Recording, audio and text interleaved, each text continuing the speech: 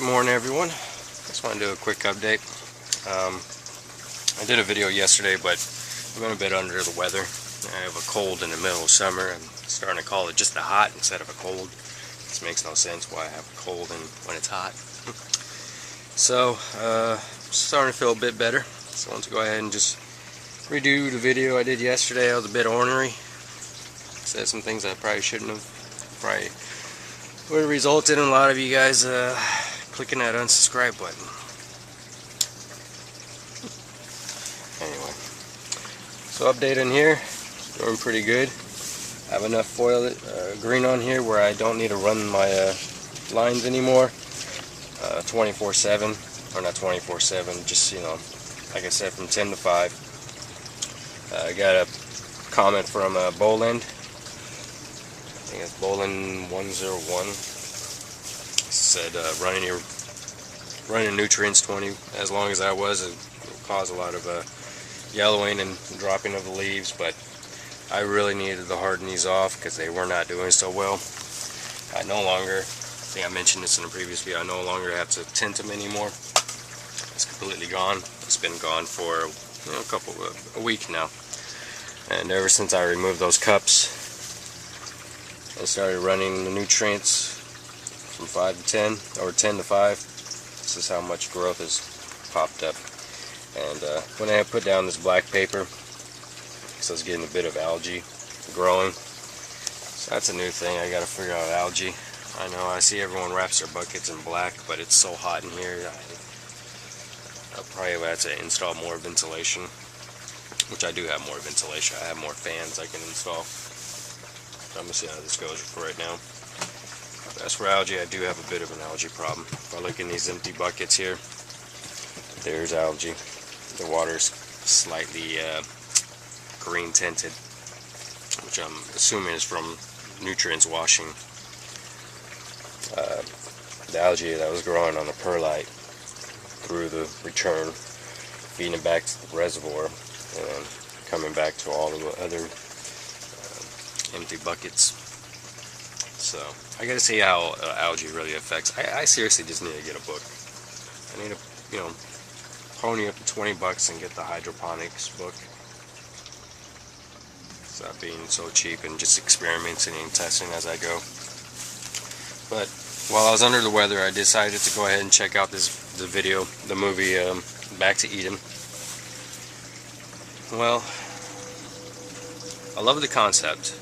It's true, you know, some of the things that Paul went over, you know, I kind of currently already practice some of those, such as mulching to help retain moisture. As for pests, you know, as you guys know, I don't really spray that much, and any of my subscribers that I follow, when they talk about spraying their plants, I always tell them, hey, I don't spray. I don't understand why you're spraying. There's not that much damage. You know, let nature take its course. Nature can have a little bit of what you're growing. Each and every one of us are, you know, God's creatures. In a way, it depends on how you look at it. So why kill off the insects that God created with pesticides? But I'm not a religious person. And to be honest, I think that documentary should be made. They should have two versions. One that is not so full of biblical terms, where he's citing passages of the Bible. You know, I think that's going to make a lot of people turn their heads and run away from it. I have a friend. She's Jewish. I sent it over to her, and she got maybe 5 minutes into it. Emailed me back, you know, WTF. I told her, I'm like, hey, there's good information in it. You can ignore all the biblical terms, but I think it's definitely something that I think people should watch, you know, at least once. And I really hope they do come out with a second version. Now the part afterwards where they're going around interviewing people that have switched over to Back to Eden method, when they're citing, you know, their religious beliefs, and that's fine. That's fine, you know. But the actual information being so convoluted with the biblical terms, I think it's going to really chase a lot of people away and not not a lot of people are going to really see this and experiment and experience it, really, what I meant to say.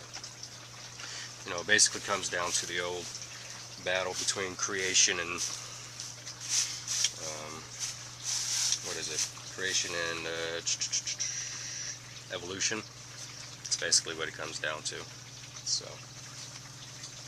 some people believe in one, the science. Some people believe in the spiritual, God that made us. So, you know, I'm going to test it out. I'm going to go further into it. There are some steps that I did not think of that I think are great, such as the mulching, the wood chips. So you got your mulch, you got your wood chips, and then you got a steady supply of compost. So when the water is in, that's compost tea down to the roots. And I really like the idea of not having to water. I really like that, because I spend hours just watering, hours de-weeding. Anyway, it has really inspired me. There are certain, someone is giving away 16 sheets of plywood in my neighborhood. I emailed them, say, hey, they're willing to deliver, like, hey, can you come and just drop them off in my backyard right here? And I'm going to make a huge ass compost bin, excuse my language, compost and mulch bins, and really give it a shot. So, for those of you that have not seen Back to Eden, or have maybe watched 5 minutes of it and got scared away, like my friend, my Jewish friend, hold tight, just watch it. There's a lot of good information in it. You know, the biblical terms, they're peaceful, they're mindful. You know, it comes from the Bible. There's nothing bad in the Bible. It's all good stuff. Alright, that's my update. Oh, I want to show you guys my table. My reservoir. I'm going to go for a walk. So yeah, if I can land those sheets of plywood, I'm going to build a bunch of bins just right here, right in the center, like a compost one, a mulch, maybe a wood chip one, I don't know. I'm also looking to buy a used chipper. That way I don't have to constantly send stuff off to the landfill in the green bins. I've always kind of hated doing that. Oh, wrong thing. Standing in front of the wrong reservoir. So here's the reservoir. I already started kind of doing stuff with it. So I finished it up. Got the side walls up. And I had one issue with with these wheels. I thought I was done with it. I was rolling it out into the yard so I can fill up with water and get the liner in. This wheel here was facing this way, and I was dragging it this way and tore this leg off. And I was like, that's not good. So I had to make a permanent fix. When I had removed the 1.5 drywall screws that I had attached to the base of the reservoir, I replaced it with 2-inch lag screws. I also had a 4-inch, no, this is 2-inch. I had a 3-inch lag screw, which is the same one, similar to that one. Drilled through here and down, so I only had a 1-inch bite. So I went ahead and replaced that with a 5-inch lag bolt. So now it comes all the way down to here.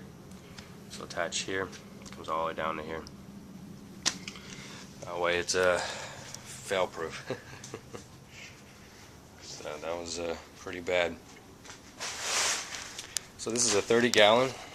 I went ahead and filled it up with water to get the pond liner in, and I used the pump and filled up a 5-gallon bucket 6 times, and so that means this is a 30-gallon reservoir. This weekend I'm going to run off to Home Depot and get some kind of foam, something that I can float, something that's floatable, and get some lettuce growing. And here's the lettuce right here. In rock wool cubes, some romaine, cress, red leaf, green leaf, and that's it. One other thing I keep on forgetting to show you guys are my onions. starters. I gotta get these in the ground by September, so I started these a few weeks ago, 2 weeks ago actually. And this is sweet Spanish yellow, Cebolla Valencia, and a white globe. White globe, it did not germinate very well, but the yellow onions did very well. And I drill holes in the bottom of this, and add a little bit of water to this reservoir since it's currently not being used, and just water from the bottom up.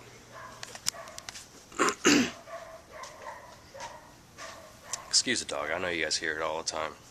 I had to contact the city. I complained. I walked over there, knocked on their door, said, hey, can I adopt your dog? I mean, it only barks because of lack of attention, and it's constantly tied up in the backyard. So I don't blame the dog for barking, do you? No, I don't. So I'm currently trying to adopt him, give him a better home, a better life. So the orchids, I pulled them out of the greenhouse. I got a bunch of burn on them, so wherever the sun was able to touch the leaves directly, burned them. But the plant is still very healthy, so these are not going to die. They're fine. This one already came to me slightly dehydrated. Once you're already dehydrated and the leaves get like this, there's no turning back. The only thing you can look forward to is new leaves. The new leaves will not turn out like this. So in the greenhouse, this thing produced 2 new leaves. Looks like there's a spike right there, or they could just be moth roots coming in, which would be awesome. So since I put them in the greenhouse, they've grown a lot more moth roots. I mean, these are absolutely just beautiful roots. I think I've said that already. So they're showing signs that they really like it, but they really hate the sun. I even have a phalaenopsis growing off the stem. So there's the original plant down there, and this is the spike, and there's a new plant, and it's putting out a new moth root right there. So once it puts out that root, I can go ahead and put this in its own pot. All these other fellas, I mean, yeah, it's pretty burned, but like I said, they're not dead. They'll be fine. This one right here, actually I kept indoors. I really like this orchid, and I didn't want it to get burned or destroyed. So this is going to go back inside my my second bedroom. Alright, that's my update. Tomorrow, my main plot, I'm going to actually clear it out with sunflowers in it, completely bare it out, fill it with the mulch. Girlfriend's gonna buy a patio umbrella, an umbrella stand. I have a fire pit designed,